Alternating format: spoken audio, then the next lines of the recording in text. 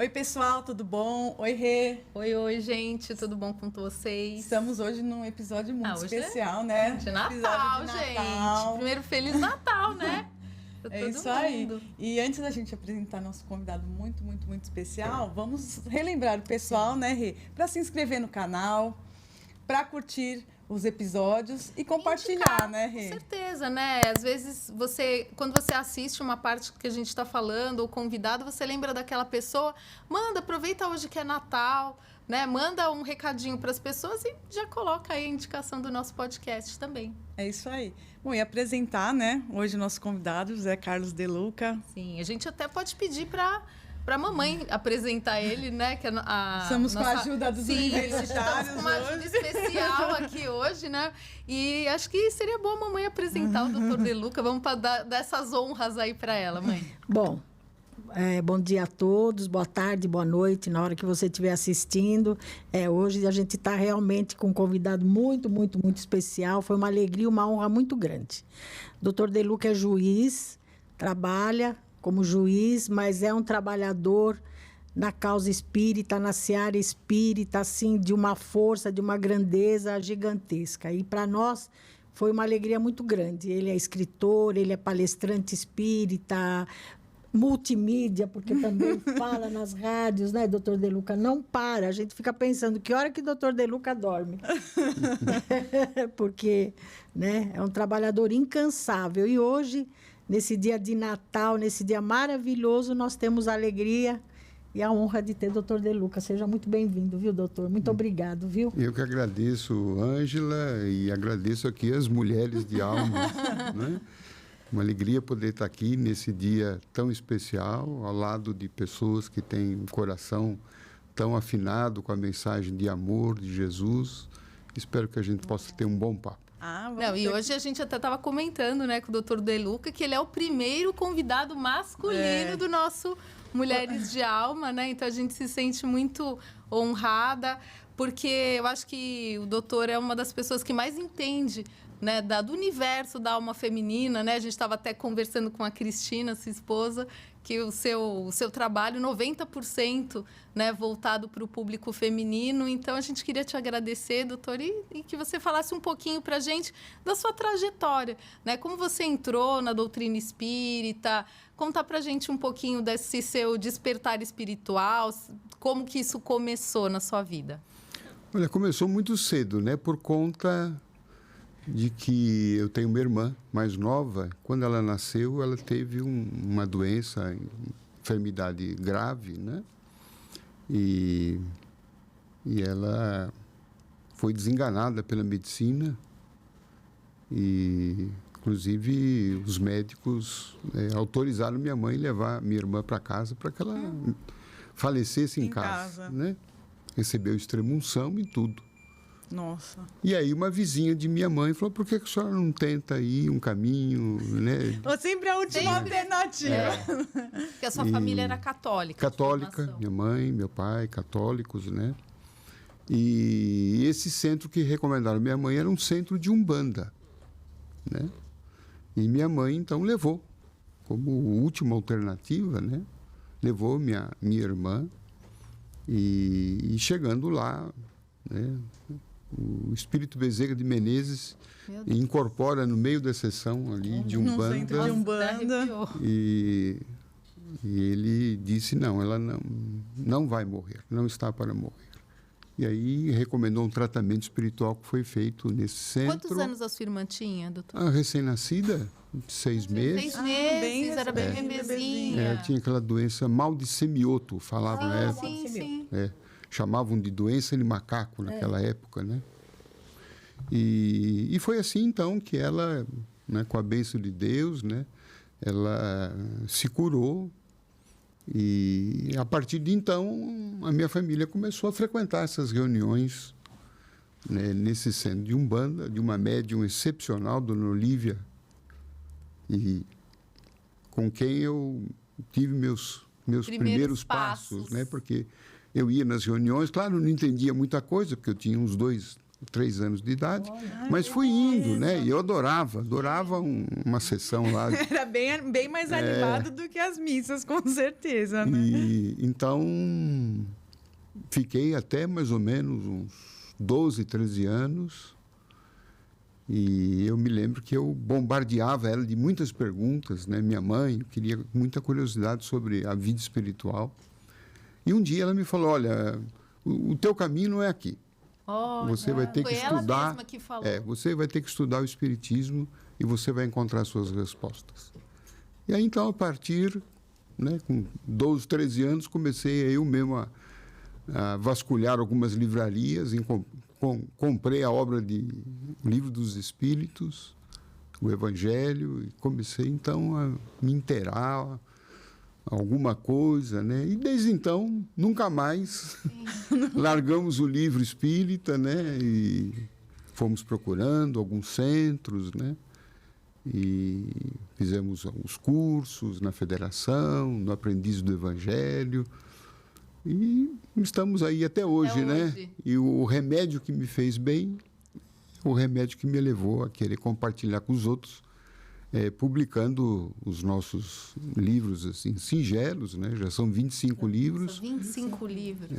E as palestras que temos feito, alguns programas de rádio. Então, uma alegria, né? Poder estar aqui. O senhor faz palestra no Brasil todo, né, doutor De Luca? Temos, né? Quando a agenda permite, né? A gente tem ido para vários estados, né? Participando de congressos, centros espíritas, né? Geralmente nos finais de semana, né? Porque durante a semana, em razão das atividades profissionais, não consigo me deslocar aqui de São Paulo. Então, quando tem um final de semana, às vezes faz um bate e volta, no mesmo dia vai para o Rio, vai para Porto Alegre, vai para o Espírito Santo, vai fazer a palestra, volta no mesmo dia, né? Porque tem família, né? Tem o trabalho, tem os filhos, né? Que eu faço questão de estar com eles, de acompanhá-los. A gente tenta gerir gerenciar, né? Todas as pratos, todos os pratos continuarem rodando, né? Exatamente. É um desafio, né, doutor? Sim. É um desafio. Porque a gente não pode cobrir um santo e desvestir outro, né? Aquele ditado popular, né? Então, eu sempre procurei, né? Procurar juntar tudo, né? Os dias com a família, momentos, né? De reunião com os filhos, de conversa. E, então, sempre costurando, né? A gente vai tentando. Andando ali na corda bamba, mas vai dando tudo certo, né? Eu queria fazer eu falo mais do que elas, viu, doutor De Luca? O senhor já percebeu, né? Mas eu achei muito interessante isso que o senhor colocou, porque eu acredito que seja um dos dilemas do trabalhador espírita, essa questão de a responsabilidade com o trabalho espiritual, que é grande, e a responsabilidade também com a família. Eu, quando comecei na doutrina, eu fui num centro, até ele era pequeno, um centro muito sério, mas havia algumas pessoas ali que deixaram um pouco a família, porque tinham um entendimento que a dedicação ao trabalho espiritual tinha que ser total. Vamos dizer, trabalhavam, tinham os trabalhos deles materiais, né, material, e só que a parte familiar... Para a família sobrava pouco, né? Muito pouco. O que o senhor poderia... Eu acho que é uma mensagem interessante. Senhor. Eu lembro de uma mensagem de Emmanuel, através do Chico Xavier, em que esse assunto foi abordado com ele, e ele, para dar uma resposta, né, do que a gente tem que priorizar, e ele relata a figura de uma pirâmide, né? E ele diz, então, que nessa pirâmide, o ápice é a família. Ele divide a pirâmide em 3 partes. A parte mais importante, ele diz, é a família. No meio está o trabalho e embaixo a religião. Né? Então, o perigo é a gente inverter a pirâmide. Né? Eu passo o dia no centro, me desligando. enfim, né? Às vezes até fugindo. Verdade. Né? Verdade. Fugindo De uma responsabilidade. da vida familiar, que tem as suas belezas, mas tem as suas dificuldades. Sim. Né? A gente vai se alienando. Então, isso é um alerta, né? Que eu creio que seja muito importante, porque a gente tem que exercitar a espiritualidade não só quando está no centro. Sim. Aliás, quando está no centro é bem mais É a fácil. parte mais fácil, né? né? Porque às vezes você vai lá... Todo mundo tá Tá na mesma todo mundo- sintonia, A vibração né? é boa, os Você fala espíritos do bem baixo. estão lá, né? Tem toda uma preparação que te eleva naturalmente, né? Mas a espiritualidade verdadeira é aquela que existe quando a gente sai do centro, né? E sobretudo quando chega em casa, porque em casa está a nossa grande missão. Agora, a pretexto disto, a gente não pode inverter também, dizer, não, a minha missão é em casa e aí eu faço esqueço, nada. eu só fico, né, vinculado apenas à minha família biológica. Né? E eu creio que Jesus Os trouxe... filhos já com 40 anos. Exatamente. Meu filhinho, ele já está há 40, é. 50 anos. Mas Jesus acho que trouxe essa mensagem de a gente ampliar um pouco o leque da família biológica para a família humana. Sim. Né? Uma vez ele provocou, né, os discípulos dele, quando ele estava no meio da multidão, e o pai e a mãe dele estavam procurando ele, porque ele deu uma sumida de casa. Quer dizer, Jesus já estava com seus mais de 30 anos. E aí os discípulos falaram para ele, Jesus, teu pai e tua mãe estão aí, estão te procurando, você não aparece. E ele vira e, com uma certa provocação, ele diz, quem é meu pai? Quem é minha mãe? Né? E ele responde, meu pai e minha mãe são todos aqueles que fazem a vontade de Deus.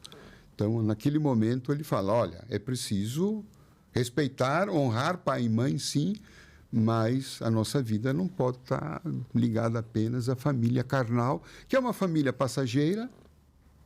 Né? Nós estamos pais, estamos mães, estamos filhos.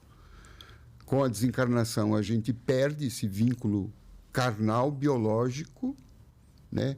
Mas nós somos irmãos. Então, a irmandade espiritual é eterna. E a condição da família biológica é passageira. Perfeito. Né? E ela deve nos ajudar a expandir para esta família maior. Né? Mas é preciso encontrar esse equilíbrio, né? O equilíbrio. Porque senão a gente se atrapalha. Eu vi outro dia no Instagram aquelas caixinhas de pergunta de um pastor. E aí a mulher falava assim, pastor, vou todos os dias na igreja, oro demais e meu casamento só piora. O que eu devo fazer? Ele falou, pare de ir todos os dias na igreja. Então, acho que o grande desafio é encontrar realmente o equilíbrio, né? Dá tempo de fazer tudo. Sim. Né? Dá tempo da gente ir na igreja e no centro. E os filhos podem nos acompanhar também, com certeza, não é? Podem e devem, né? Sim. Eu acho que esse é uma busca importante, né? Porque senão nós vamos ali, né, ter uma dedicação muito grande no templo e o templo do lar fica de ponta cabeça, né? Perfeito. A gente queria falar também, doutor, um pouquinho sobre o Natal. Né? Eu acho que hoje, com as redes sociais e com essa loucura de tempo, a gente vê que a gente perdeu um pouquinho aquele sentido que já vinha, né, se perdendo. Mas você pega, por exemplo, uma pessoa, uma família que não tem, né, uma crença definida, ou hoje existe uma preocupação muito grande em não ferir a crença. Então, eu queria usar a frase de uma amiga minha, né, super amiga, que ela fala assim, esse ano não vou aceitar boas festas. É Feliz Natal, porque Jesus nasceu, enfim, né? Então, como que a gente faz para não ferir, né, de repente, a crença de outra pessoa, mas a gente poder ressaltar essa data e ter isso muito claro, né? Assim, ontem, na palestra que o senhor ministrou no centro, que eu acompanhei nas redes sociais, quer dizer, é um momento, né, onde Jesus realmente, durante 200 anos, como o senhor mencionou, né, ele se se comprimiu, se reduziu, né, na sua vibração para que ele pudesse estar conosco. Então, é um momento de profunda celebração, né? Então, como a gente pode falar para uma família que às vezes os filhos só querem ficar no celular? Então, por exemplo, você monta aquela ceia e o adolescente ele fala: não quero participar, ou eu não sou cristão. Ou tem né? aquele sentimento de tristeza que é muito comum, que é muito comum, né, para algumas pessoas então, nesse dia, né? A gente vê que as pessoas, muitas vezes, nessa época, elas ficam um pouco perdidas, né? Elas não sabem muito, fica muito voltado à comida, ou, enfim, aos presentes, né? Mas, às vezes, naquele momento onde elas poderiam estar lembrando, não tem como, né, caçar uma referência, porque não teve isso o ano inteiro, né? Eu acho que esse é o primeiro problema, né?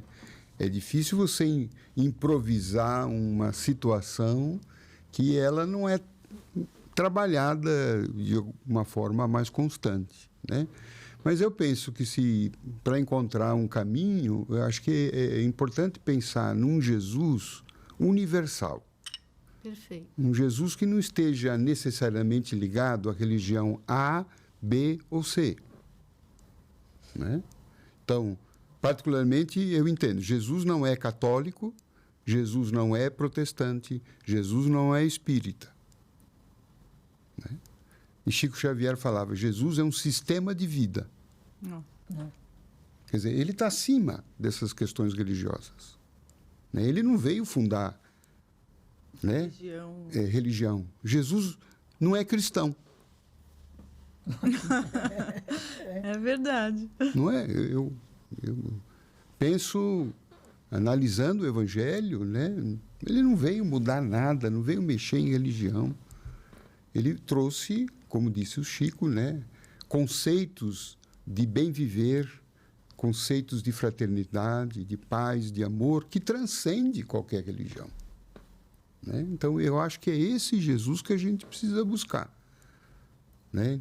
Então, na hora, não vamos fazer uma oração católica, não vamos evocar uma bênção protestante, se na mesa ali não tem protestante, né? E se tem budista, não tem problema. O budista, os ensinamentos de Buda... Que até o senhor falou na palestra, compaixão, né? Compaixão. Os budistas foram os que trouxeram mais esse conceito, né? O Gandhi, por exemplo, Gandhi não era cristão. Mas ele entendia que no Sermão da Montanha, por exemplo, ele dizia que era o texto sagrado mais importante da humanidade. Então, eu acho que a gente precisa ter essa abertura, né? Eu acho que facilita o entendimento da mensagem que o Cristo deixou, que independe de conversão, né? Agora você vai ter que ser católico, vai ter que ser espírita, né? Eu acho que naquele momento, como você disse, que é um momento de celebração, que é um momento de fraternidade, né? A religiosidade é mais importante do que a religião. Até porque a gente não pode esquecer, Jesus foi morto pela classe religiosa. Pela classe religiosa. Que Roma aceitou, mas quem movimentou ali foi a classe religiosa. Foram os sacerdotes, foram os rabinos da época. Né? Então, a gente não pode, né, ter aspectos de dogmatismo, de querer usar aquele momento da reunião em família, né, para colocar as pessoas nos eixos, né, para endireitar as pessoas, para ter um discurso. Exato, que acaba tendo muito essa coisa, né? O meu amigo secreto, olha, uma pessoa que eu gosto, mas poderia melhorar, né? Então, aquela coisa assim. Então, acho que é importante a gente trazer um Jesus cósmico. Perfeito. Universal, amoroso, compassivo, que aceita todo mundo, que é amigo de todo mundo e que indica caminhos para nós. Né? Perfeito. E adotar esses caminhos significa que eu tenho que ser da religião A, B ou C. Posso até ser se isto me ajuda. Sim. Mas não é condição sine qua non, não é condição essencial. Eu posso seguir, né, a mensagem do Cristo sendo budista, sendo umbandista, Sendo ateu, sendo ateu. não é? Se eu faço bem, se eu... Exatamente. Né? Há muito mais ateus, né, vinculados à mensagem do Cristo do que, muitas vezes, muitos religiosos. Sim. Né, que, a despeito, né, de professar a religião, perseguem, né, odeiam os outros que são de outra religião. Né, são cheios de preconceitos. Né, e a gente vê a vida de Jesus, ele andava exatamente com os não religiosos, né, com os publicanos, com os chamados pecadores, os impuros, as viúvas, os órfãos, as prostitutas. Né? E não fazia pregação. Amava, simplesmente amava. Né? Simplesmente eu estou com vocês. Perfeito. Né? Não era moralista, né? Não condenava. Porque eu acho que essas situações sociais, muitas vezes algumas pessoas, elas se sentem muito julgadas, né? Então, às vezes, elas estão... enfim, tem escolhas que muitas vezes elas não se sentem acolhidas, né, pela família. Então, a gente já trouxe várias situações aqui, né? Então, às vezes, é aquela, né, oportunidade que, sei lá, vai ser o primeiro Natal que a pessoa vai passar, né? Ela tem um relacionamento, por exemplo, homoafetivo, vai ser o primeiro Natal que ela vai passar com a família, que vai apresentar aquela pessoa. Enfim, né? Eu dei um exemplo, mas existem muitos outros.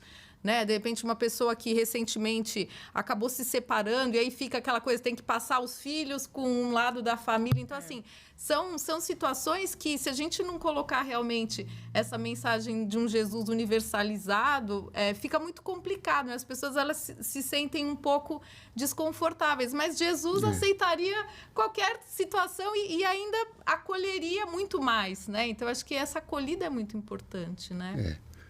E veja, um detalhe muito interessante, um paradoxo, né? Os religiosos, vou colocar o nós, né, para não me excluir, tendem a julgar muito. Exato. E quando a gente olha para Jesus, uma das coisas que ele mais insistiu foi o não julgar. Não julgar. Né? Mas a gente se arvora, né? Por estar, muitas vezes, nessa ou naquela região, a gente se acha certa soberba. Exatamente. A gente tem uma certa vaidade, se orgulha de ser uma pessoa já salva, ou já está garantido um lugar em nosso lar. Né? Como porque... minha mãe diz, o plano de previdência privada do céu, né? Isso, exatamente. Então, isto é anticristo. É anticristo. Não é? Sim. É anticristo. As pessoas procuram o anticristo, eu acho que o anticristo é isso. É soberba, é o preconceito, né? É a divisão, aquilo que é diabólico, né? Exato. A palavra... Desculpa te interromper. Por exemplo, nessas eleições, você vê que assim, tem família que já faz 2 anos que não passa mais o Natal junto, porque assim, se falar de um assunto né, político, então assim... É exatamente isso, né? O julgamento. O julgamento que é diabólico. Porque a palavra diabólico vem de diabolos, que no latim quer dizer aquilo que divide. Perfeito. Aquilo que separa. Então, diabólico não é o espírito das trevas, que até pode ser, mas há um diabólico dentro de nós. Quando a gente, então... Né, deixa essa mensagem de união, apesar das diferenças não separam. Chico dizia isso, né? Diferenças não separam. Né? Quando há respeito, quando há o sentimento que eu posso aprender com aquele que é diferente de mim. Né? Quando eu posso aprender com a polaridade do outro. Mas aí isso requer também da gente uma boa dose de humildade, né? De achar que o outro também tem muita coisa que pode contribuir para a gente. Mas né? Como é que o Natal começou? Como é que a história de Jesus começa no mundo? Pelo menos quando esteve encarnado entre nós. Onde que ele nasce? Ali? Numa manjedoura. Numa manjedoura. Lugar mais improvável, né? Isso. numa gruta improvisada que José achou numa noite fria, porque todas as instalagens e hospedarias estavam ocupadas. E havia uma gruta onde os pastores colocavam os animais para defendê-los do frio. É ali. E vai por um berço de palha. Uhum. Aquele espírito de alta hierarquia espiritual, que segundo o Espiritismo é o maior que esteve aqui, sem demérito Claro. dos outros grandes líderes, que, a meu ver, são todos membros da equipe do Cristo. Sim. Sim. Não é? Então, aquela primeira lição da humildade, né, da simplicidade, que eu acho que a gente perdeu. Simplicidade. A gente está gourmetizando muito, né, a espiritualidade, ou o próprio Natal, né? Se preocupa com o cardápio, com o que vai comer, com não sei o quê, com coisas diferentes, né? E esquece da simplicidade do encontro, que é, né, o encontro da família, o encontro das pessoas, né? Eu me interessar por você, acolher você na manjedoura do meu coração de palha. Uhum. É verdade. Não é? Todos nós temos um coração de palha. É. Mas a palha é quentinha, e, né? Às vezes fala, um coração de ouro, mas o ouro pode ser frio, né? É. A palha, ela pode ser Mais quentinha acolhedora. e acolhedora. Se eu jogar uma barra de ouro na cara de alguém, machuca, É né? verdade. É verdade. Mas eu gostei muito dessa analogia, dessa definição que o senhor fez do que é Jesus, porque realmente o senhor estava falando, estava pensando, por que de repente começou a se fundar tantas religiões, né? Porque é como se, na nossa falta de humildade, vamos dizer assim, porque a gente devia estar lá também no meio daquele povo, né? Na nossa falta de humildade, nós, em algum momento, entendemos que o que o outro estava falando não era bom. Né, doutor? Não, mas ele está falando Não era daquele jeito, não era suficiente, suficiente, né? aquilo lá não está correspondendo às minhas expectativas, então vamos fazer uma porque outra sempre diferente. assim, quem não se encaixava era posto de lado. Quem não se encaixava era posto de lado. Aí essa pessoa também queria ser abrigado de alguma maneira. Aí criava outro. Porque Jesus não apartou ninguém. Não, então. Ele, o doutor né, De isso Luca que a gente disse está isso, falando, né? Então, na verdade, o outro não serve para o que eu acho que é o correto, tchau. Eu sinto que a nossa grande dificuldade, aquilo que os orientais dizem, né, é a ilusão da separatividade. Que nós vivemos sob essa ilusão de que estamos separados uns dos outros, que somos independentes uns dos outros. Até uma historinha de que um aluno perguntou para o seu mestre: mestre, como é que eu devo tratar os outros? E o mestre disse: não existe outros. Então, eu estou em vocês, vocês estão em mim. Não existe outro. Não existe. Nós somos galhos da mesma árvore. Se eu corto um galho, ainda que outro galho, não tenha sido diretamente atingido, a árvore toda foi atingida. Não é? Então, Jesus, eu creio que ele vem trazer essa ideia, né? A ideia da irmandade, né? Da fraternidade, que não é apenas uma metáfora poética. Ela é uma realidade intrínseca do ser humano. Né? O que eu faço a você, faço a mim. Tudo repercute, tudo reverbera. Então, Jesus tinha essa consciência desta unidade divina. São Francisco de Assis também tinha, porque, veja, ele chamava todo mundo de irmão. O irmão Sol, a irmã Lua, o irmão Lobo, porque ele sentia que ele estava ligado àquilo, a tal ponto que ele conversava com os animais, Sim. conversava com os peixes, como Chico Xavier, né, Ângela? Sim. Conversava com as formigas. Aquele episódio. Senhoras formigas queiram se retirar. Isso, olha, estão planejando um ataque a vocês. Iam colocar, acho que um inseticida ali no formigueiro, e ele preveniu, conversou com ela, se retirem daqui. É. Olha a consciência cósmica, universal do Chico. E as formigas ouviram. Os peixes ouviam São Francisco. O irmão Lobo, que estava atacando ali os habitantes de Gúbio, uma cidade próxima a Assis, queriam matar o lobo, e ele foi conversar se embrenhou pela floresta para conversar com o lobo. Meu irmão Lobo. Né?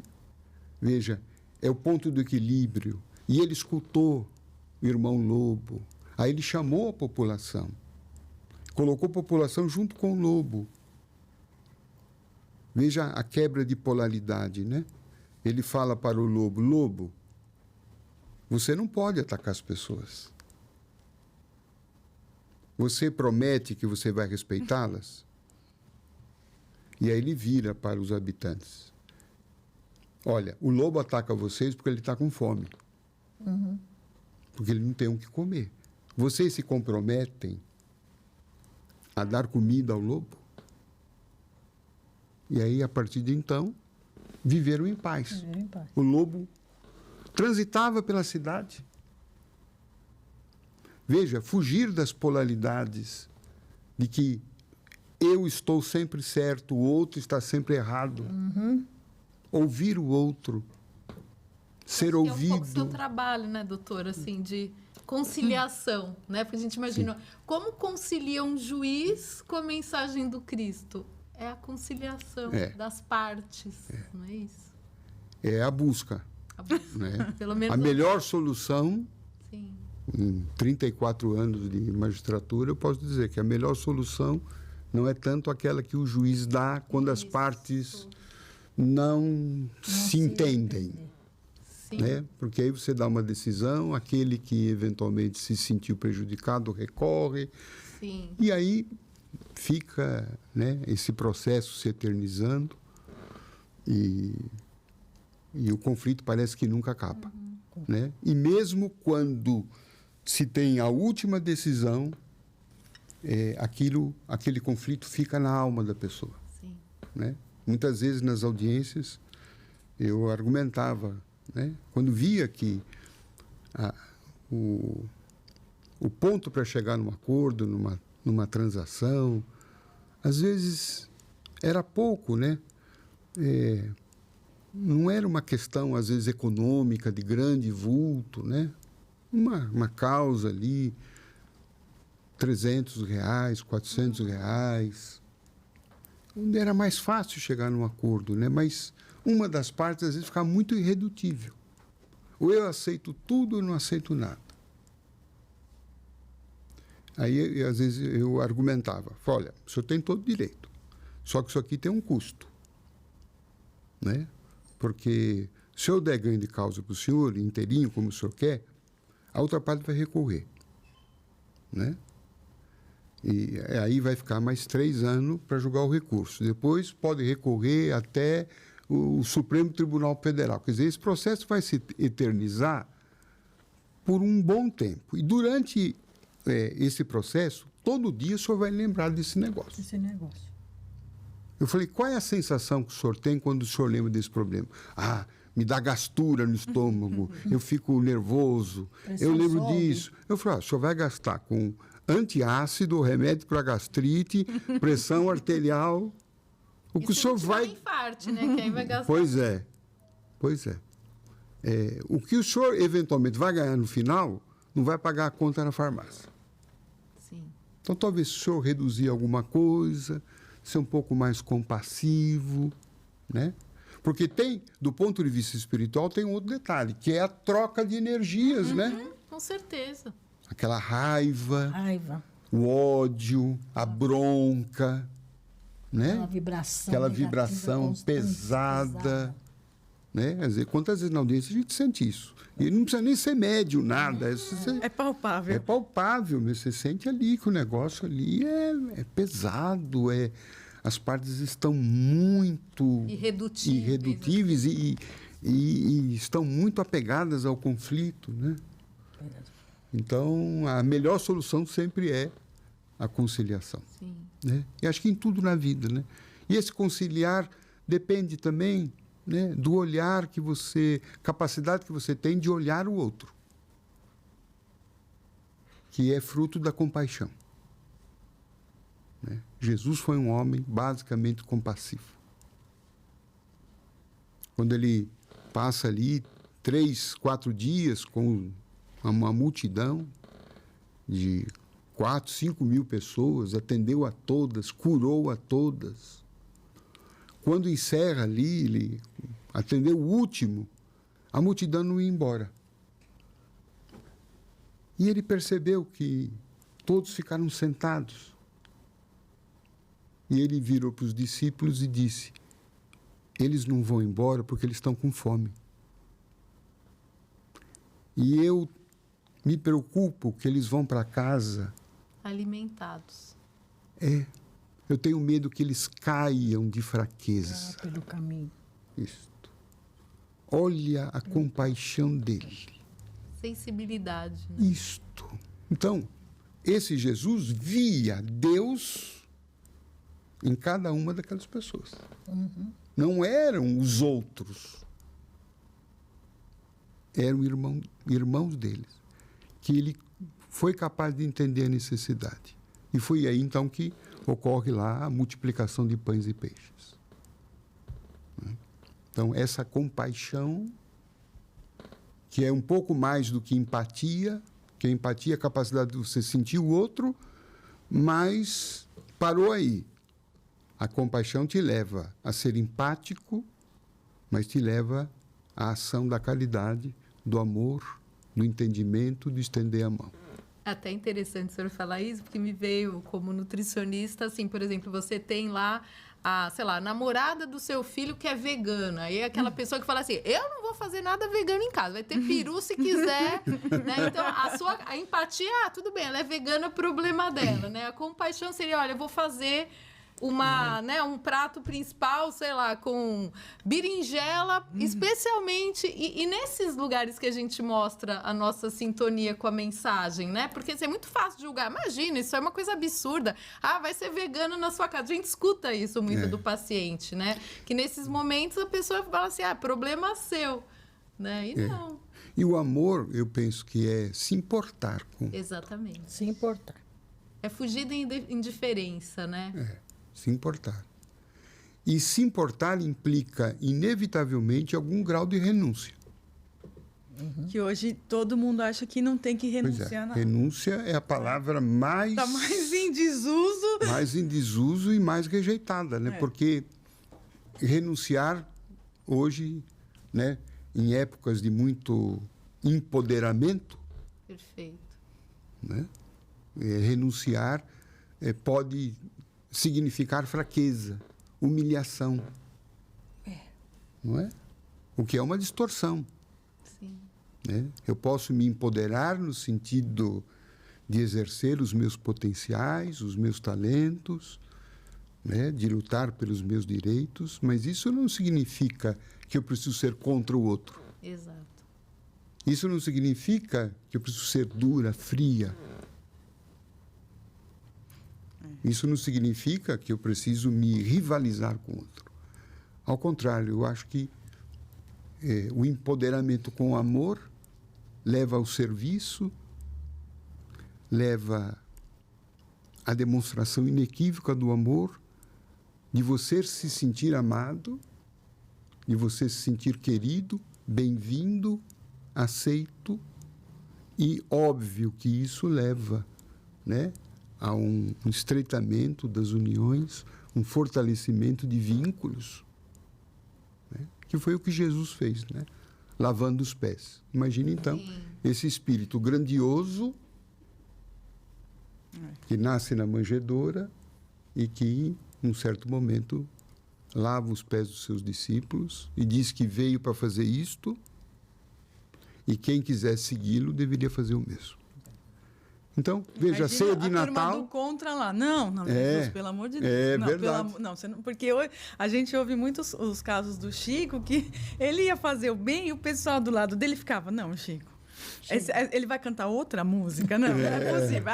Você vai dar um beijo nessa pessoa. Então, a pessoa tem o empoderamento de saber o que é o certo fazer. E não ligo porque o outro está falando, não ligo se as pessoas vão concordar ou não. Vou fazer o que é o certo. E isso é muito difícil para a gente. Né?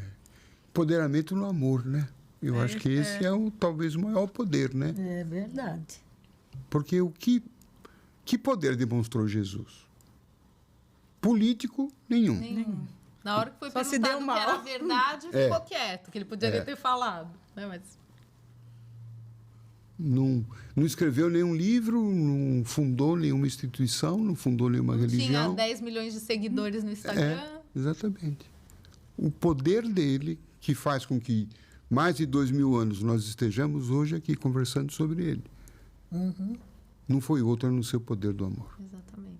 Do amor que se Ele entregou. dividiu a história com amor, né? E o poder do afeto. Né? Eu gosto muito da palavra afeto, porque o afeto, que é uma expressão de amorosidade, o afeto nos afeta. Né? A etimologia da palavra traz isto, né? O poder do afeto que vem de coisas simples. Porque quando a gente fala em amor, a gente pensa que é aquele êxtase que eu tenho que ter, né? Como em alguns momentos da vida a gente tem por certas pessoas. Sim. O amor que eu tenho pelo meu pai, pela minha mãe, pelo meu companheiro, pela minha companheira. A gente acha que amar a humanidade é ter esse êxtase. O tempo todo. E por todo mundo. Por 8 bilhões de pessoas no universo. Inclusive por aqueles que eu não conheço. Já dificultou Então, bem. aí a gente põe esse amor como uma coisa utópica. Isso é A coisa de gente já maluco. desistiu, né? Já desistiu. Já desiste. Mas para Jesus, amar é um fazer. Olha que espetáculo. Né? Quando perguntaram a ele, Jesus, o que é amar ao próximo? Ele disse, faça ao seu próximo aquilo que gostariam que fizesse a você. Então, amar é um comportamento. Amar é uma atitude. É verdade. Que necessariamente não está ligada a esse sentimento explosivo, amoroso, que talvez um dia, quando a gente chegar na condição crística, a gente possa ter. Né? Mas, enquanto nós não estamos lá, amar é um trabalho, é um comportamento. Porque ele poderia ter falado, sinta pelos outros o que você sente por você mesmo. E não, e ele falou, faça. Faça. Não tem nada que Jesus fez ou falou que seja perdido. Tudo tem um propósito. Que não um seja fazer. atual, né? É a maneira como eu trato o outro.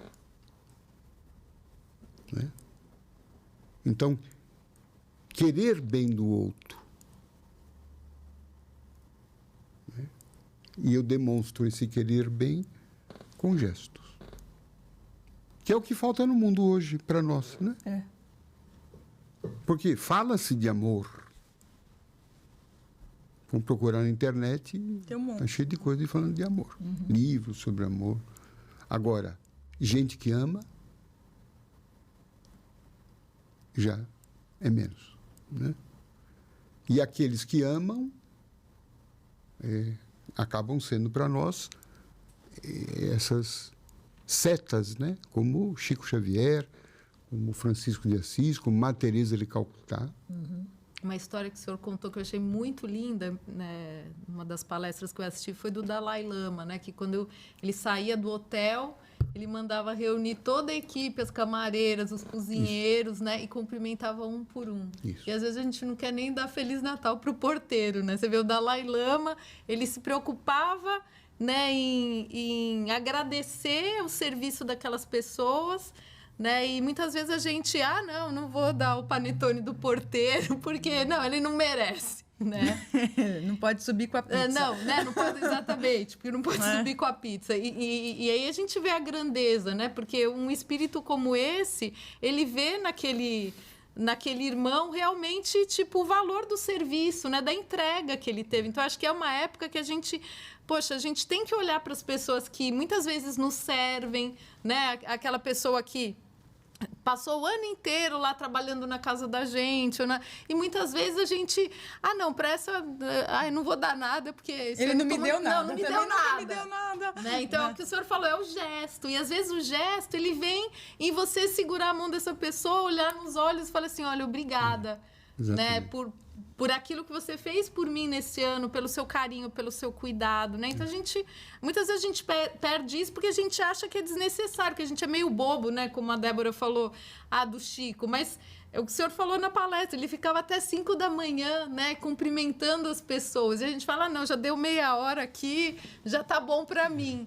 Né? Então, isso é dizer às pessoas que elas são importantes. Exato. Não é? Isso é perceber as pessoas. Porque eu acho que hoje nós estamos vivendo esse fenômeno, né, de convivermos com pessoas invisíveis, né? Uhum. É o porteiro, é o faxineiro, né? É o gari. Porque o que eles podem nos dar? O nosso raciocínio é interesseiro. É interesseiro. Se ele pode me dar alguma coisa, eu o trato bem. Mas, se em tese ele não pode me dar nada, eu nem olho para ele.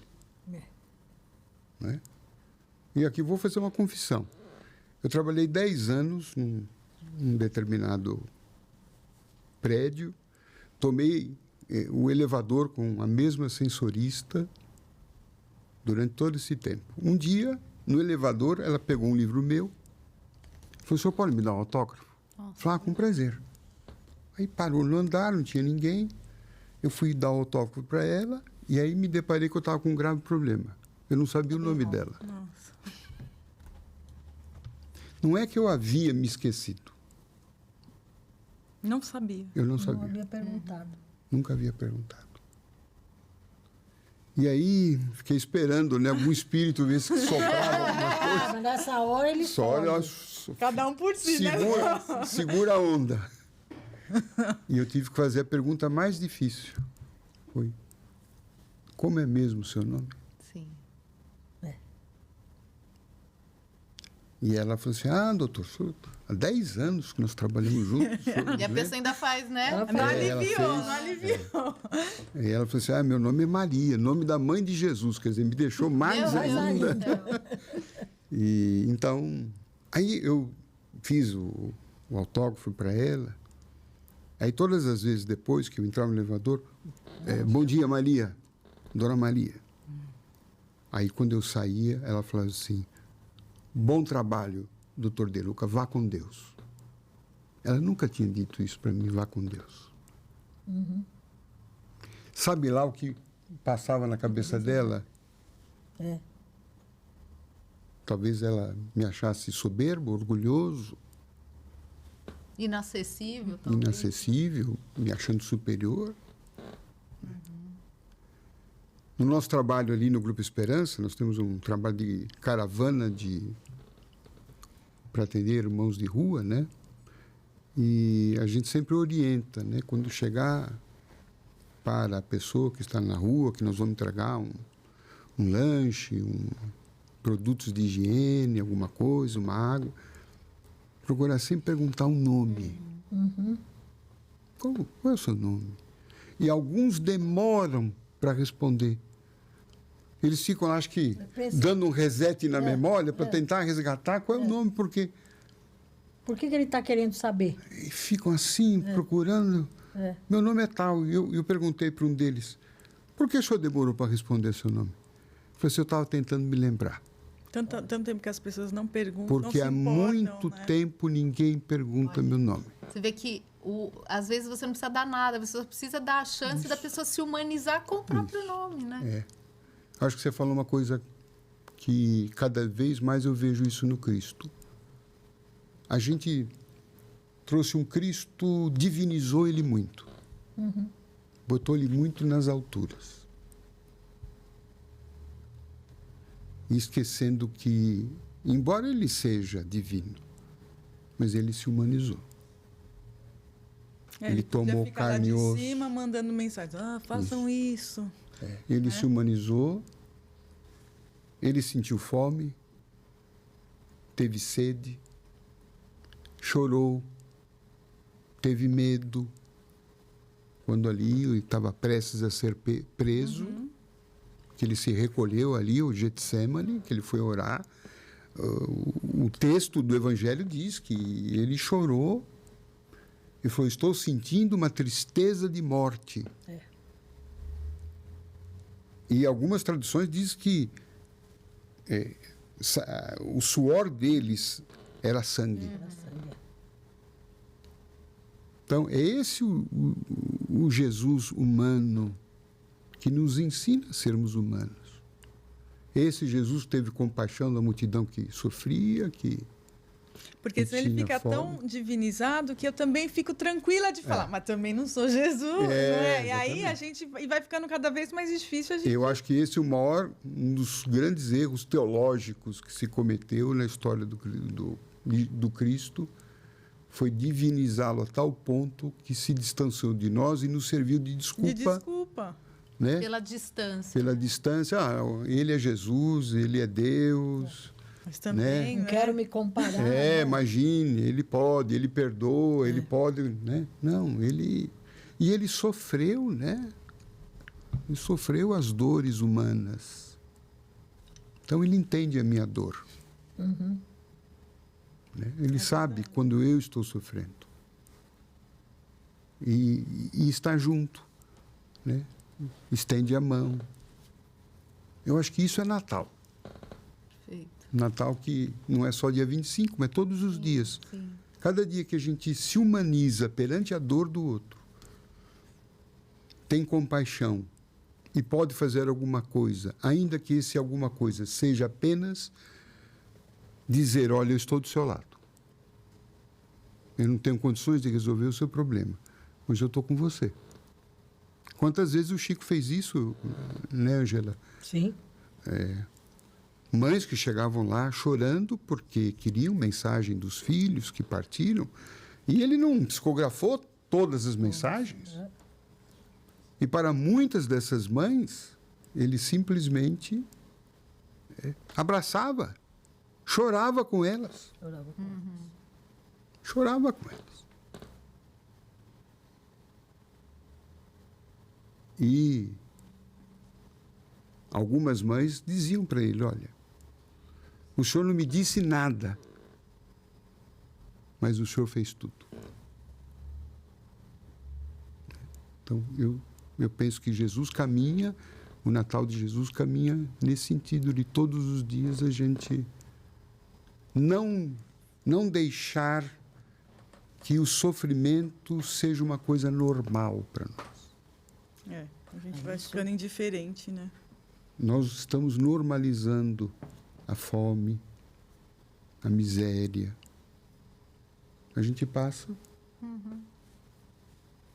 Não nos toca, né? Não nos toca. Não nos toca. Eu acho que isso... Não é uma cena normal. Aqui, Pula a pessoa que está deitada no chão. isso é perder a alma.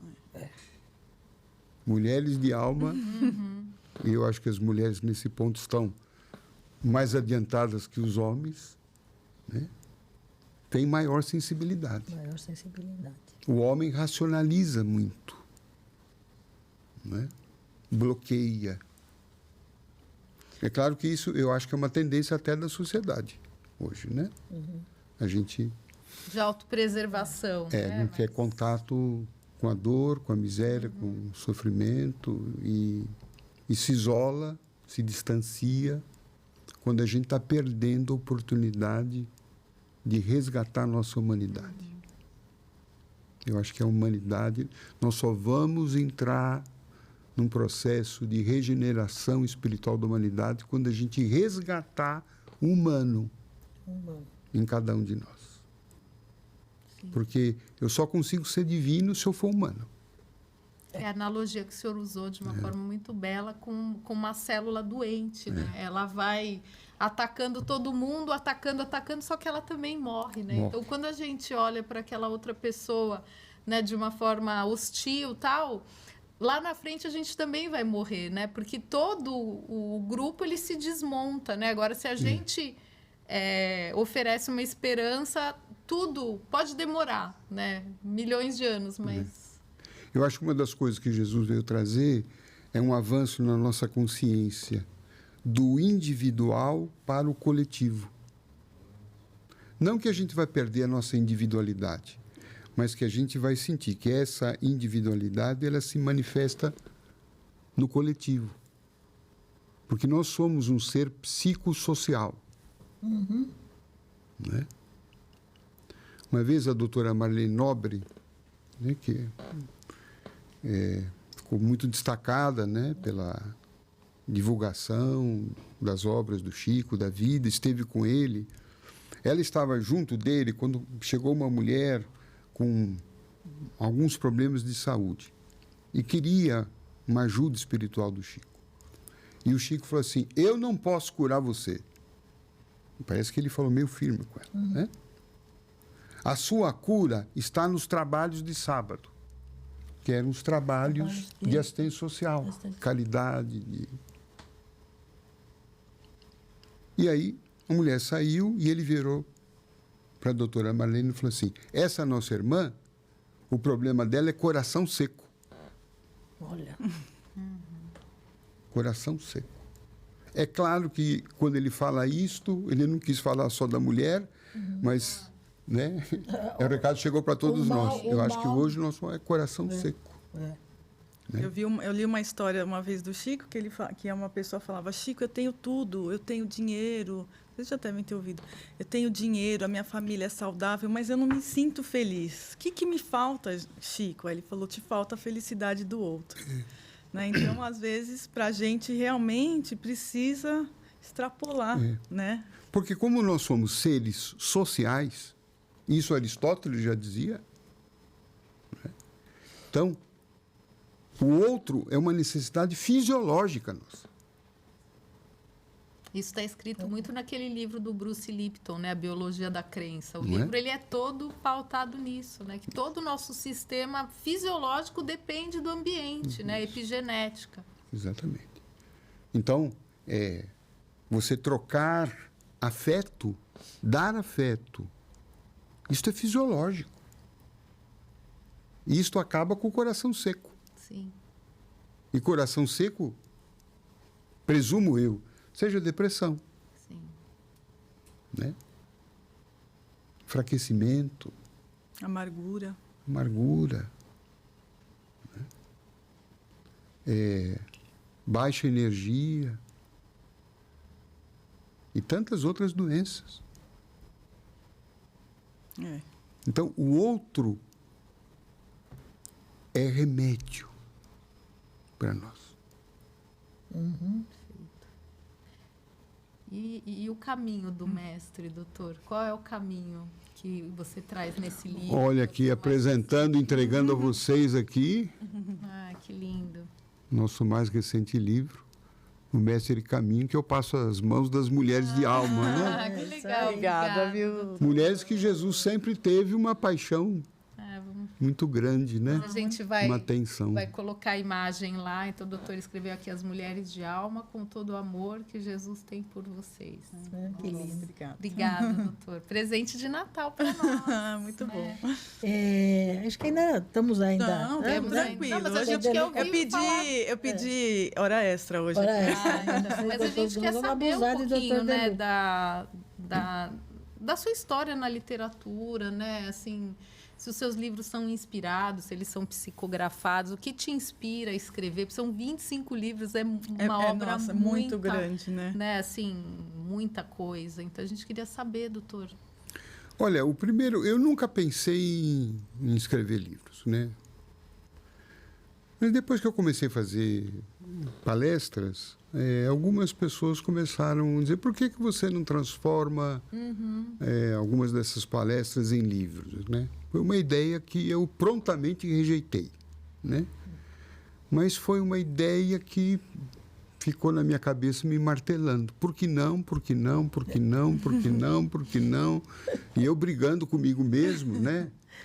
Sim, não, sim, não, imagine.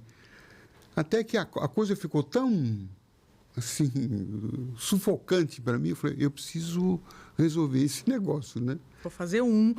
Eu vou escrever alguma coisa e dar para as pessoas lerem para saber se tem serventia, se serve para alguma coisa. E aí, então, dei para alguns amigos. A maioria aprovou, gostou. E um deles era amigo do então editor da Petit Editora. Falou: vou levar para esse meu amigo para ver o que ele acha. Eu falei: puxa, obrigado. E aí levou, o pessoal lá gostou. E, assim, para minha surpresa, o livro foi publicado. E aí, desde então, isso aí virou um processo em que eu aprendo muito. O período que eu estou escrevendo são os períodos que a minha vibração se eleva, né? Não só porque talvez por uma assistência espiritual, mas sobretudo porque o livro é uma coisa que me toma e você fica vivendo o livro. Sim. Não só no momento que você está escrevendo. Parece que você vê uma cena na rua, Isso. tudo te traz. Tudo me traz. Né? Então, Inspiração. você fica grávido do livro. Sim. Né? E isso, para mim, são os momentos assim que eu me sinto mais em paz, mais equilibrado, mais ou menos equilibrado, né? Conectado. Mais conectado, né? Mais envolvido. E então, por isso que quando termina um, já começo a pensar no outro, né? Eles são inspirados, doutor De Luca? São psicografados, são inspirados? Eu tenho um livro, né, que é uma psicografia, são mensagens do Dr. Bezerra de Menezes. Esse foi classicamente psicografado. Os outros são inspirações, coisas minhas, e em determinados momentos eu sinto que a espiritualidade me envolve, me deixa mais sensível, mais emotivo, com a cabeça mais aberta. Aí eu sinto como se pensamentos fossem, sabe, um bloco de pensamento que chega inteira a ideia. Inteiro, né? Então, eu acho assim, não tem livro 100% mediúnico e nem 100% exclusivo do autor. Não tem. No livro mediúnico, sempre tem conteúdos do médium. Claro, eu também acho, concordo. Sim. Né? E também, num livro autoral, sempre tem, né, a influência das companhias dele, das ideias dele, seja lá de quem seja. Quem seja. Né? Doutor De Luca, o senhor, no Grupo Esperança, o senhor é o dirigente, né, o presidente, e o senhor também faz um atendimento, né, conversa com as pessoas, eu acredito que muitas vão buscar o senhor para ouvir a sua palavra. O que está sendo mais... Qual é a situação, as circunstâncias hoje que o senhor entende que estão sendo mais, afetando mais as pessoas? Quais são as maiores queixas? O que as pessoas... O que está gerando mais sofrimento? Eu acho que a pandemia aguçou, talvez, conflitos que as pessoas já tinham e que eclodiram mais agora. Então, eu sinto a ansiedade, os transtornos de ansiedade são muito intensos, né? O pânico, a depressão, né? E as pessoas estão com os nervos à flor da pele. Isso que eu percebo, né? A gente se destempera muito facilmente. A gente perdeu um pouco de cordialidade, de paciência. A gente está muito explosivo, não leva desaforo para casa. Pode deixar nada não pode passar deixar barato, nada, né? quer tirar tudo a limpo. Pontua tudo, né? E a gente está, né? Assim, eu sinto... E claro que falo isso também por mim, né? Eu sinto que a gente está mais explosivo, né? Eu não sei se... Levanto isso como hipótese, né? Como nós ficamos, assim, numa pandemia, mais presos, tivemos que tirar projetos, sonhos, coisas que a gente estava planejando fazer, tivemos que suspender tudo isto, né? Sentimos a vida por um fio. Eu acho que esse medo foi muito ou da nossa vida ou da vida de pessoas queridas, né? Exatamente. E muitos perderam. Sim. Né? Então, eu acho que a gente saiu com uma sensação de que a vida pode acabar a qualquer hora. Então, nós estamos mais ansiosos para viver intensamente a vida. E isso gera ansiedade nas pessoas. Nossa. Porque não é possível, né? Então, a sensação de finitude, que sempre foi um aspecto doloroso para nós. Essa sensação de finitude ficou mais intensa. A vida pode acabar a qualquer hora.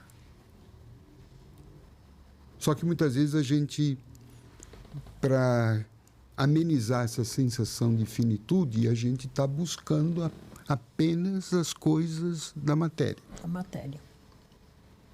Né? Viajar. Os aeroportos estão lotados. Tem filas. Né? O entretenimento está a 1000 por hora. Não faço uma crítica. São coisas da vida humana que são importantes. Né? A arte, né? Ela ajuda o espírito, né? A viagem, mas nós estamos vendo um afunilamento desta busca por uma satisfação imediata, e aqueles tesouros do espírito vão ficando para quando vão der. ficando em segundo plano. E além basta ver, só para basta ver, por exemplo, uma diminuição do público nos centros espíritas. Eu ia fazer essa... Mas a fila do restaurante tá cheia. Está cheia. Né? Nas igrejas católicas também diminuição. Diminuição, com certeza. Né? Talvez não nas igrejas evangélicas. Né? Mas por outras questões. Uma pastora estava reclamando. Estava também? Também. Então. Porque tem o online e a pessoa fica... Se acomodou. Acomodada. Então... Qual que é a sua opinião sobre o online? Substitui uma presença, doutor, o senhor acha? Olha, estar na casa, no templo religioso. Eu acho que o online ajuda na transmissão do conhecimento, da informação. Isso é indiscutível.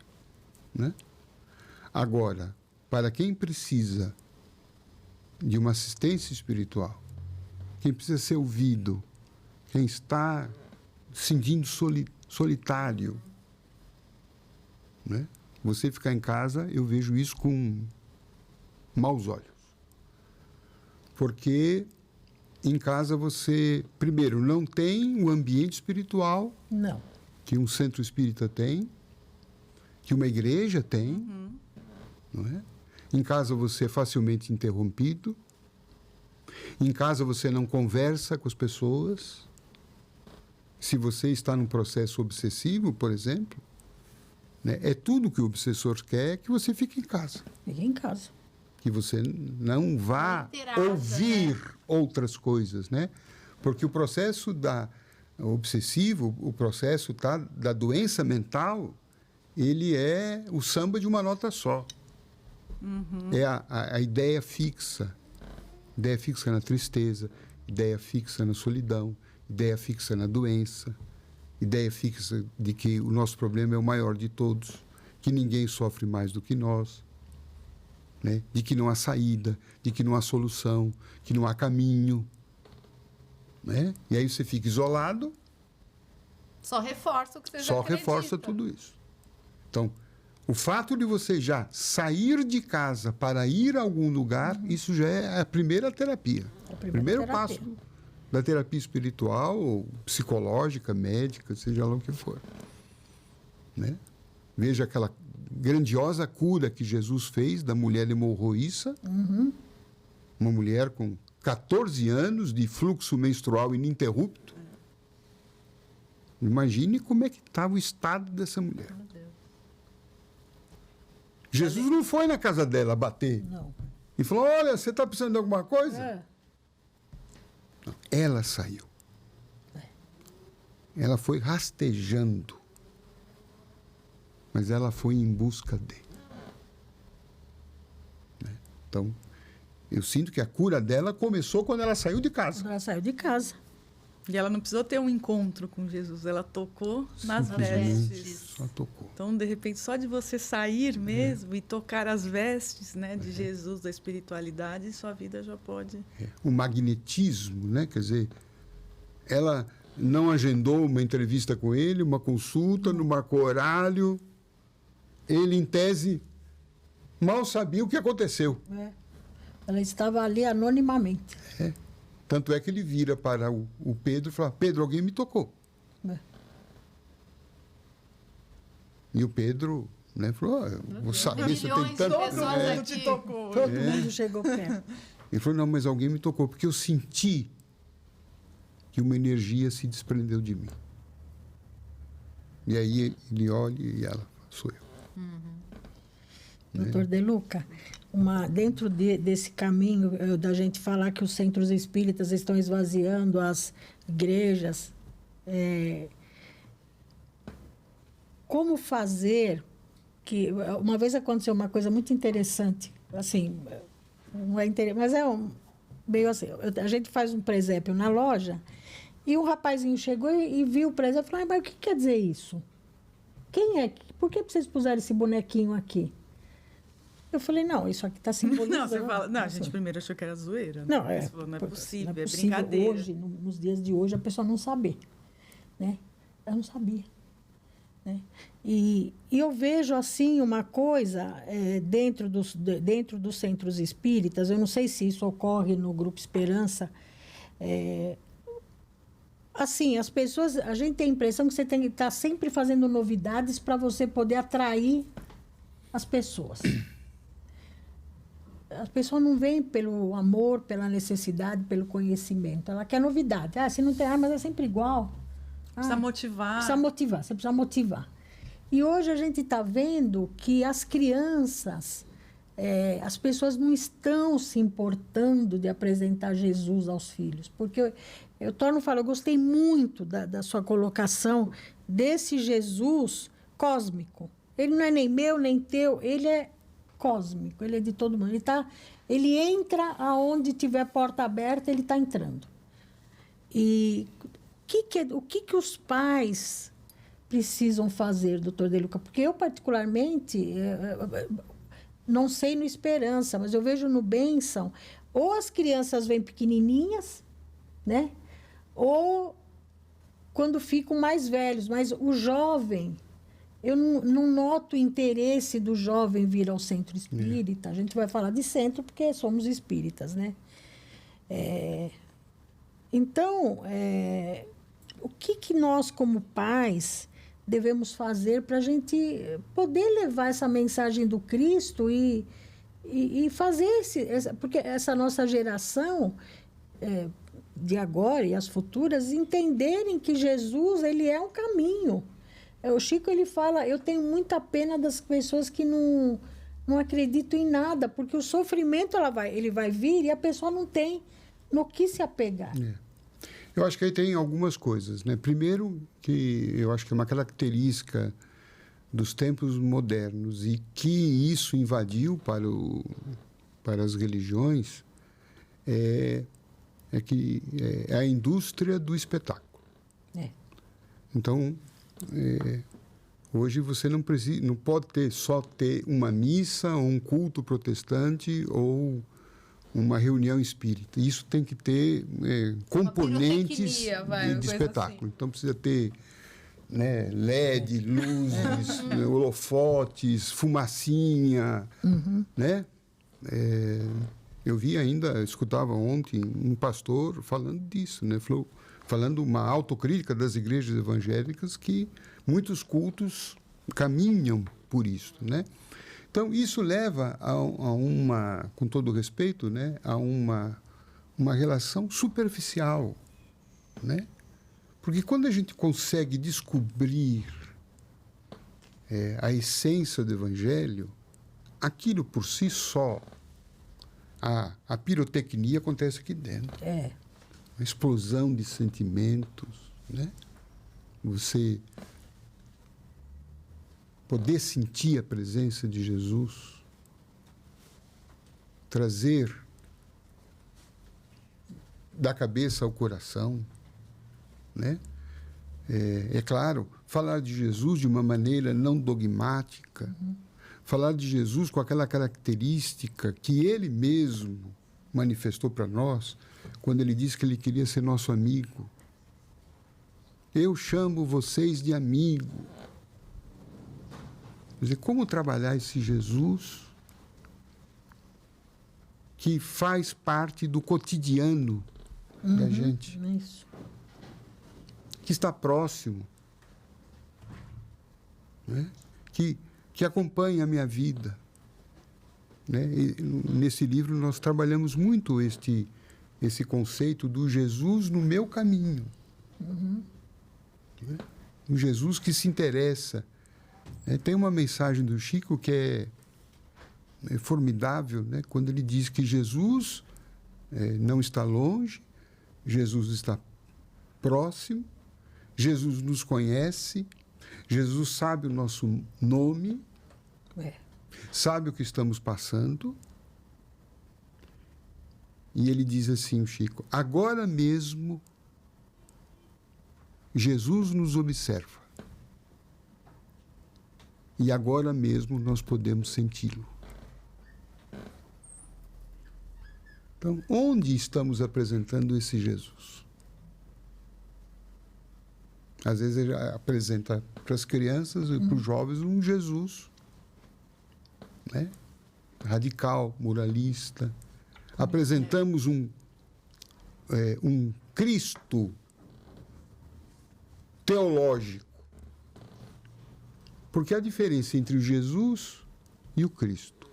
O Cristo, a teologia construiu esse ser excessivamente divino, distante da humanidade. Mas o Jesus histórico, o Jesus vivo, que veio estar entre nós e que disse que estaria conosco por todo o tempo, esse a gente deixou ele meio de lado. E eu creio que esse seja uma via para fazer de Jesus algo que crie afeto na minha vida. Eu lembro das palavras de João Evangelista, quando ele fala, nós devemos amar os outros porque Jesus nos amou primeiro. Então, tentar resgatar essa sensação de ser amado. E ser amado é ser aceito. Ser acolhido. Nós vivemos uma sociedade do cancelamento, exclusão, né? Você exclui pessoas, você classifica, você bloqueia, aparta, você divide, você polariza. né? O Jesus é um movimento contrário. Né? Todos sentados à mesma mesa, comendo do mesmo pão, bebendo do mesmo vinho. Né? Embora cada um na sua individualidade. Que o Cristo nunca se importou. Veja, Pedro era um discípulo afoito, meio bravo, zangado. Jesus nunca fez uma censura. Nunca fez uma censura.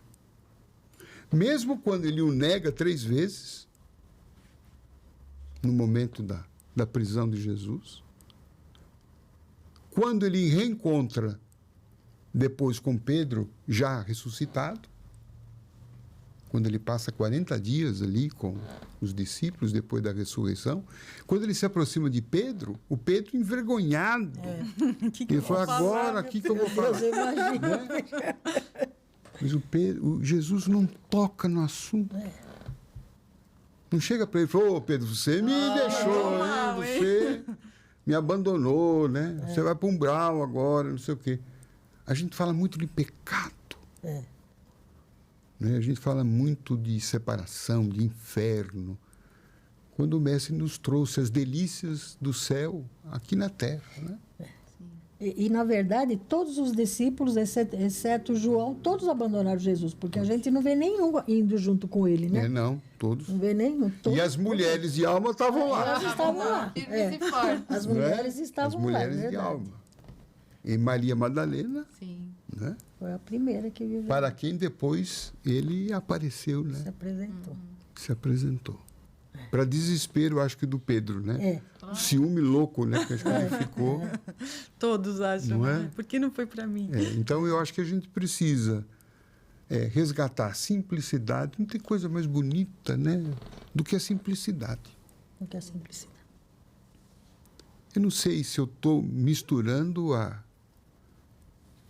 confundindo as pessoas, mas foi aquela estilista, ou Glória Calil, Sim, sim.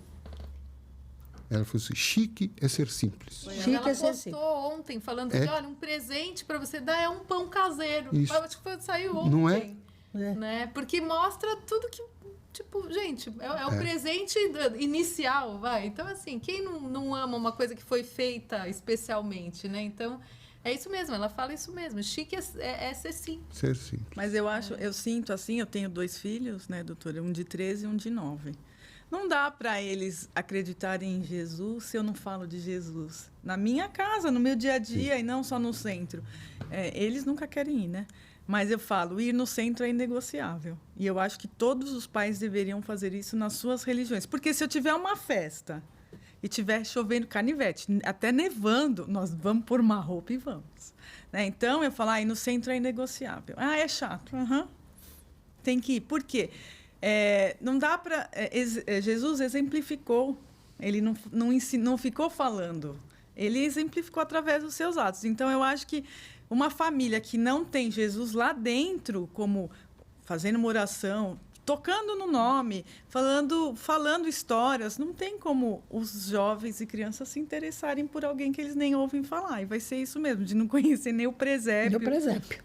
Né, acho que Eu acho também que os jovens têm um ciclo natural deles, quando eles chegam na adolescência, juventude,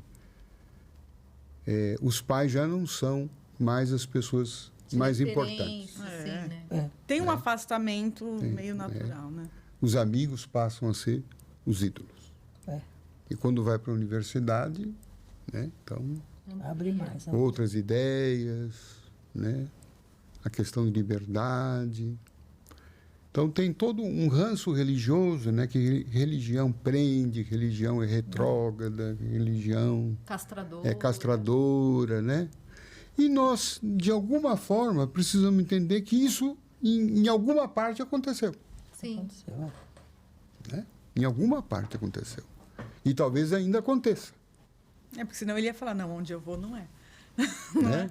Então, com todo o respeito, por exemplo, agora, recentemente, ouvimos uma excelente notícia que o Papa Francisco autorizou os sacerdotes da bênção aos casais homoafetivos. É uma conquista muito grande, Né? porque aquele casal ele vai poder estar Frequentar, dentro da né? igreja, né? Assim, Como um casal. Como um casal. Sim. É. Mas isto não cai no movimento católico como com bons olhos para bons todos. olhos. Sim. Não. Há muitas críticas. A gente sempre vê, a gente acompanha muito o reverendo Aldo, né, da Catedral Anglicana, ele faz muitos casamentos homoafetivos. Se a pessoa tiver que frequentar um lugar, ela vai frequentar lá onde ela é acolhida. Então, acho que a casa espírita, ela tem que ser um lugar, né, diverso, né, e acolhedor, porque senão o jovem ele vai ficar no celular, né?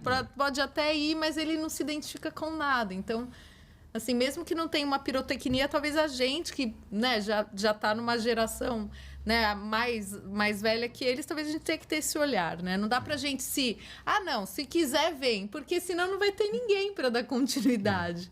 Agora, o que eu tenho lido sociólogos, analistas políticos, né, sobre essa crise de polaridade no Brasil, é que eles estão apontando que o brasileiro, o perfil do brasileiro é conservador. É conservador. É conservador. É. Então, e às vezes esse conservador, ele é mais impositivo, ele não admite uma relação homoafetiva, ele tem dificuldades de lidar com estruturas, né, de igualdade entre homens e mulheres. Sim. Né? Então, Jesus mexe em todas as estruturas sociais. Sim. Né?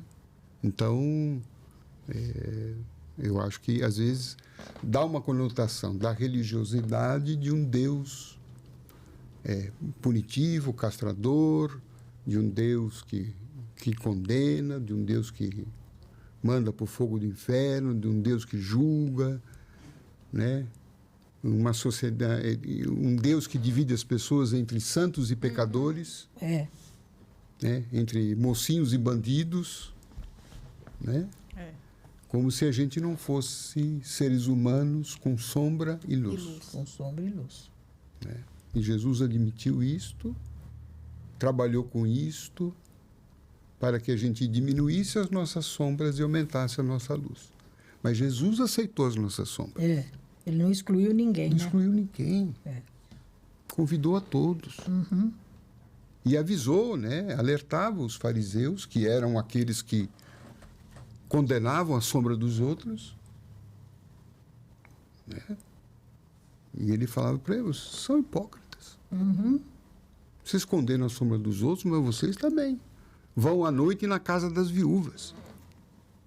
Olha esse Jesus danado, né? Porque ele Pôs o dedo na ferida. pôs o dedo na ferida. Mas pôs o dedo na ferida daqueles que eram o quê? Moralistas. Moralistas, verdade. Julgadores, cobradores.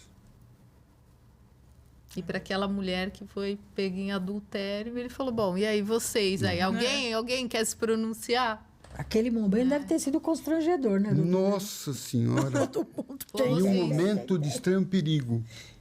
Porque, segundo a lei da época, a mulher adúltera, se ela era casada, ela era degolada.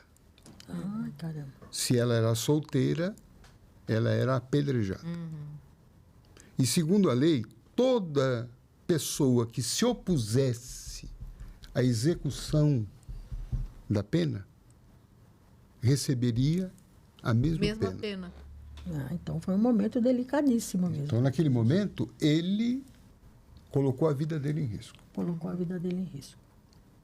Mas de uma forma tão sábia, né? Porque, por um lado, ele não proibiu que as pessoas atirassem a pedra. Fiquem à Não foi vontade. contra, né? Mas ele fez aquela pergunta para que cada um olhasse para a sua sombra. Que eu acho que é isso que o evangelho é atual, né? Eu acho que mesmo quando você fala com uma criança, com um adolescente, como, né, a Débora tem, é a sutileza de Jesus, né? Eu acho que isso que nunca passa, né? Você vê que podem passar milhões de anos, mas assim, é uma sutileza, é uma elegância, uma delicadeza que é impressionante, né? Eu acho que ontem eu estava assistindo a sua palestra e você vê que, assim, são histórias que a gente escuta todos os anos, mas que a cada ano aquilo te toca de uma forma. Então, a gente não pode perder a oportunidade, né? Com uma criança, com um idoso, com um paciente. Nessa semana eu tive uma experiência muito emocionante com uma paciente, que a gente fala, poxa, como a mensagem de Jesus, muitas vezes, ela é uma palavra que você pode entregar no momento profissional, né? Então, eu acho que é muito... É como se Deus presenteasse a gente com Jesus todo ano, né? Uma coisa muito... Eu sempre lembro de uma amiga psicóloga, a Luciana, que ela falava que Deus foi tão bom que ele fatiou o tempo para nós, né? Que ele trouxe esse recomeço, que poderia ser uma coisa contínua, né? Mas ele dá Jesus de presente para a gente todo ano, né? Isso emociona. E um a gente. Jesus que sempre nos convida não a um ponto final, mas uma vírgula, né? Quando ele encontrou os caídos, doentes, aleijados, desesperados, leprosos, culpados, a mensagem dele é: levanta e segue. Não vejo coisa mais consoladora, animadora do que É isso. verdade. Não é, o teu fim é este. Que a religião, muitas vezes, teu fim é o inferno. Teu fim é umbral, porque o espírita também ameaça os outros com umbral. Né? Nós Teu temos... fim as trevas, teu fim... Não. Levanta. Modifica-te e segue. Jesus põe vírgulas. Não põe ponto final. E hoje a sociedade, como o senhor falou, que é do cancelamento, se você comete algum erro que a sociedade julgou como fatal, Sim. você não consegue. Mas, né? Então, outro dia a gente estava conversando que eu vi uma pessoa falando, então era melhor ter me condenado à morte. Porque eu estou vivo, mas não posso viver, né? Não posso fazer mais nada, não posso dar minha opinião, porque um dia eu falei uma coisa que foi vista como negativa. Então, a gente põe um ponto final, né? A gente continua cobrando nos outros uma perfeição que a gente não tem. Não tem. Não tem. É isso mesmo. Isso tinha uma frase do Chico que ele dizia que nós nos incomodamos com a sombra dos outros porque temos medo do contato com a nossa A sombra. própria sombra. Então, a gente aproveita a sombra dos outros para esquecer a nossa própria sombra. Né? Verdade. Por isso que vê a nossa palha, né? Reconhecer a nossa humanidade, que é a condição da vulnerabilidade, da fraqueza. Nós somos fracos, nós somos vulneráveis. Temos potências a serem desenvolvidas, mas nós temos muita fraqueza. A gente cai. Muitas vezes. Muitas vezes se equivoca, não é? E é isso que nos faz humanos. É isso que nos faz humanos. E nós precisamos tomar cuidado por esse projeto de querer ser divino. O próprio Chico falava, olha, nós não estamos na fase da angelitude. Porque se eu quero ser anjo hoje, eu vou estar reprimindo o meu humano. E isto uma hora vai explodir. Né? Toda vez que a gente quer ter uma espiritualização a fórceps de um dia para o outro, né? Nós estamos reprimindo no nosso inconsciente as nossas sombras e que uma hora elas vão explodir. Por isso que você vê pessoas, né, que você fala, puxa, essa pessoa era tão boa, essa pessoa era tão caridosa. De repente você vê ela no noticiário que deu 2 tiros. Porque não cuidou da sua sombra. Né? Não entrou dentro de si, não fez autoconhecimento, não se amou, não se aceitou, não trabalhou.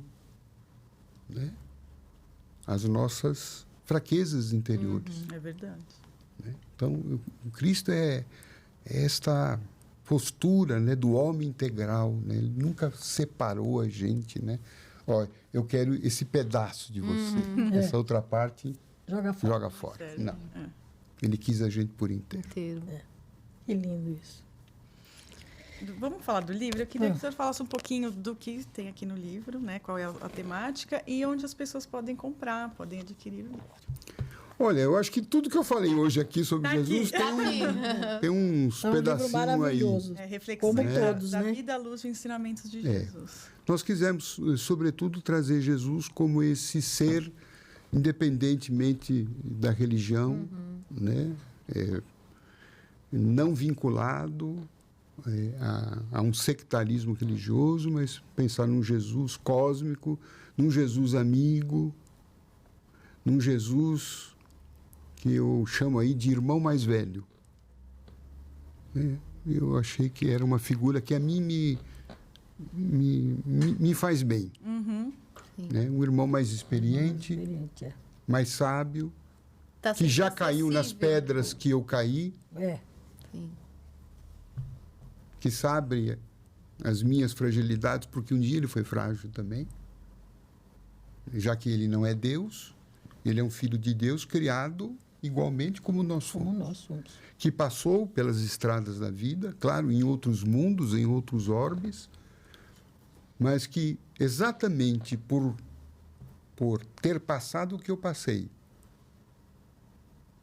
ele pode ser meu mestre. Ele pode ser meu guia.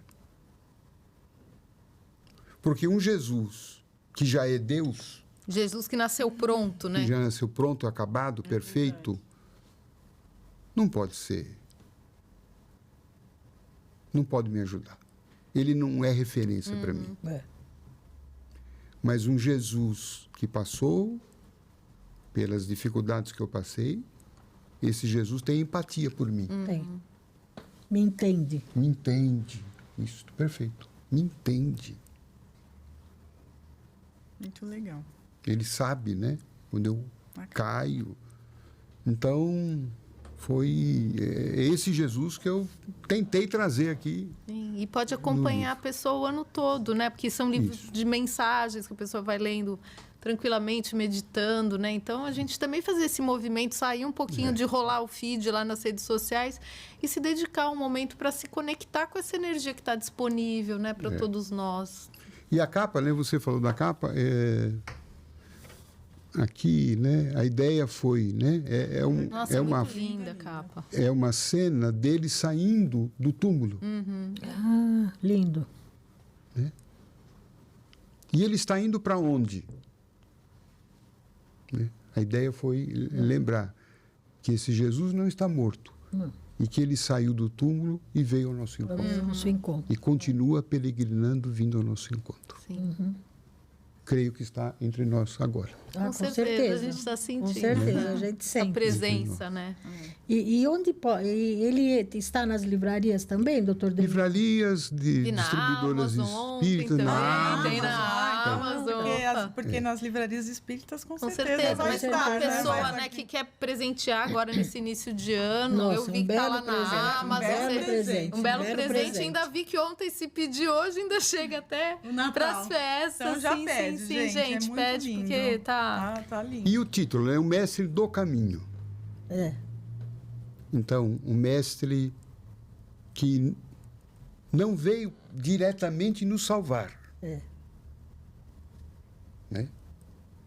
Mas a salvação que ele nos propõe é indicar o caminho. Quero o caminho. Olha, Trilhar com a gente, né? Isso. Porque às vezes ele fica muito aquela imagem do Jesus nos aguardando a gente trilhar tudo, mas ele pode fazer todo Ele o tá percurso andando com a gente, né? isto é o mestre que nos ensina o caminho, mas o mestre que caminha Que conosco. acompanha. Né? E a proposta é caminharmos com ele. Que maravilha.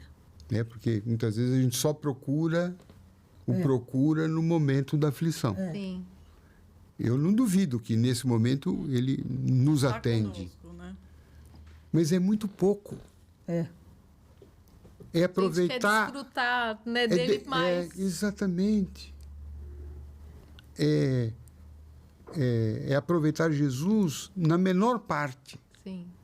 O grande milagre dele não é uma cura que ele pode fazer por nós, mas nos ensinar a não adoecer, Nossa, isso é maravilhoso. não é? Sim. É nos ensinar a não adoecer, a não criar conflitos, a não encher a nossa cabeça de neuroses, de guerras, conosco mesmo. É. Né? Um Jesus que facilita a vida para que ela flua num crescente de amor, de bondade. Muito lindo. Ah, a gente queria ficar Eu mais. vou gente. ficar Meu horas Deus. aqui.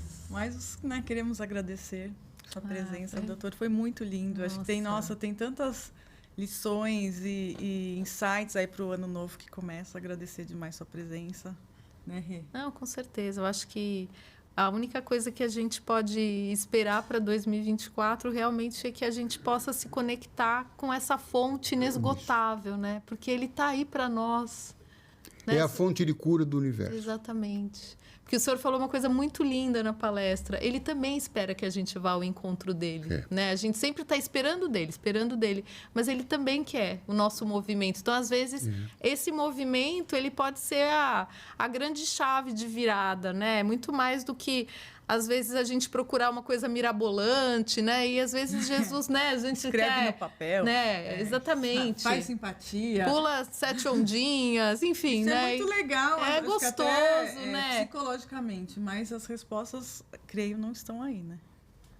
É. No sistema de vida que ele oferece. Né? Sim. Um sistema de... Porque hoje, né, muitos estudiosos, né, psicólogos, psiquiatras, estão se debruçando sobre esse Cristo, não o teológico, mas o Cristo histórico, o Cristo homem, o Cristo humano. Estão escrevendo Jesus, o maior psicólogo de todos os tempos. É. Né?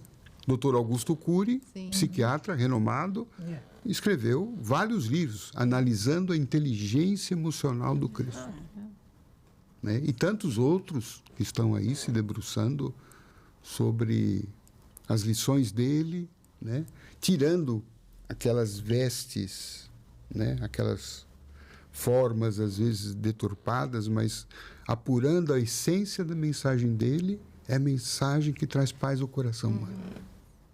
E quando a gente tem paz interior, a gente vive melhor com a gente e com o próximo. Sim. A gente tem menos doenças. Porque a doença é um conflito interno. É uma guerra interior aqui. Que extrapola, né? E essa guerra Físico. rouba a nossa energia e a gente adoece. Então, Jesus é cura, sim, não no sentido apenas de que ele pode impor as mãos e me curar. Acredito que ele faz isso muitas vezes. Mas é muito mais do que isto. Ele é ensinar um modo de viver em que eu consiga eliminar esses conflitos para não adoecer e viver feliz. Sim, com certeza. Adorei. Foi demais. Com Falei certeza. muito também, né? Não, Meu ixi, a Deus, gente ouviu o gente- senhor até amanhã. Com certeza. A gente se elevou hoje aqui. Com certeza. Espero que realmente- o pessoal em casa sinta um pouco, certeza. né, dessa energia que a gente está sentindo. É. E o amor de Jesus pelas mulheres. Foi o primeiro feminista da história, Foi, É verdade. não é? E o amor que ele tinha e tem pelas mulheres, pela mãe dele, Sim. né? Tinha amigas, Amigas, não é? Marta, Maria, Sim. né? E foram essas amigas que estavam ali aos pés da cruz, que foram lá no sepulcro dele para ungir o corpo dele. A lealdade, né, das amigas com ele, das mulheres que... Das mulheres. Naquela cena mais bonita do Evangelho, que eu acho que quando aquela mulher foi lavar os pés dele com as lágrimas. Nossa. E era uma mulher chamada de pecadora. É. E ele se deixa tocar por aquela mulher. Ele não recusa. Para um profeta, isso era uma coisa inadmissível. Inadmissível. É. Uma mulher tocar, né? Tocar. Mesmo a mulher hemorroísta, além da enfermidade Também. física, ela era uma mulher apartada da Sim, sociedade, porque ela sangrava o tempo inteiro. Isso, era uma pecadora. Era uma pecadora. Ela não podia sequer ir ao templo religioso. Ela não podia tocar ninguém, porque todos aqueles que tocassem a mulher naquele período ficavam impuros. E ele não se deixa tocar. A mulher lava os pés dele com as lágrimas, enxuga com os cabelos, unta os cabelos dele com um óleo especial. E os fariseus escandalizados, Criticando. né? E ele fala para o Simão fariseu exatamente isso. Fariseu, eu entrei aqui na sua casa, você não me deu água para lavar os pés, não me deu óleo para untar os cabelos. E essa mulher, a quem você chama de pecadora, Fez tudo isso. fez tudo isto. E essa mulher está perdoada porque ela muito amou. Então, esse amor de Jesus pelas mulheres, né, esse entendimento dele, me fascina, e eu creio que foi um sinal que Jesus deu de que a salvação do mundo está não propriamente no sexo feminino, mas no movimento do feminino As características Isso. que as mulheres têm. que as mulheres têm, do afeto, da ternura, da compaixão, da sensibilidade em relação ao outro. E às vezes a gente vê as mulheres indo tão no movimento oposto. Pois é. E é tão e vai perdendo essas melhores A essência feminina, né? Da energia do feminino, né? Energia do Porque são feminino. duas Porque tá energias lá. complementares, né? A energia do feminino. É verdade. Muito obrigado por estar Eu aqui. que agradeço. Nós que agradecemos. Feliz Natal, doutor, toda a sua família. Transmita, né, da gente, da Casa do Bênção de Paz, também o nosso amor, né, para todos que acompanham lá o Grupo Esperança, que é uma casa co-irmã da gente, sempre vai ser. Uma alegria. Muito obrigado. Obrigada, viu, doutor De Luca? Muito obrigada. E agradecer também a todos que estiveram Sim. conosco neste ano, né? Com Rê? certeza. Nosso primeiro ano aí de podcast, nossos primeiros meses. E a gente volta aí com tudo. Com certeza, Em 2024, pessoal. Então, a gente queria aproveitar para desejar também um feliz ano novo para vocês, né? Que seja um ano de muita paz, muita prosperidade, muitos sonhos realizados, né? E que a gente possa ressaltar nossa alma em todos os lugares onde a gente estiver. Tchau, pessoal. Até mais. Tchau, tchau.